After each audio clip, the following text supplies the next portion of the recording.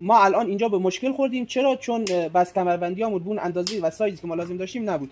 خب توی تصویر ببینید که بست ما اندازه نیست. خب ما چه کاری باید انجام بدیم موقعی که بس کمربندی کم داریم یا اون سایزی که می‌خوایم نیست؟ اینا رو به هم چی متصل می‌کنیم به این شکل، دو تا پشت سر هم پی در پی، و دقیقاً کار یه بست بزرگتر رو با بست‌های کوچیک‌تر انجام میدیم که با حالت پیوسته به هم وصلشون می‌کنیم که به سفارش مشتری اینا واسه شارژر موبایل پنخونه هستن. 4 تا پنخونه میشه 20 تا که 20 تا شارژر موبایل بهشون وصل بشن.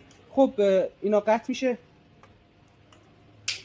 می‌بینید که چقدر راحت و با ظرافت یه بیسرایی واسه مشتری درست کردیم. با چی؟ با دو تا بس کمربندی برند فروزش که ما همه سایزاشو موجود داریم. میتونین به صورت تکی و عمده از ما خریدتون رو انجام بدید. می‌بینید که با 4 عدد بس کمربندی یه بیسرایی واسه مجموعه‌ای از شارژرهای موبایل درست کردیم. و اگه می‌خوای هر روز یه نکته فنی یاد بگیری حتما پیجمو داشته باش.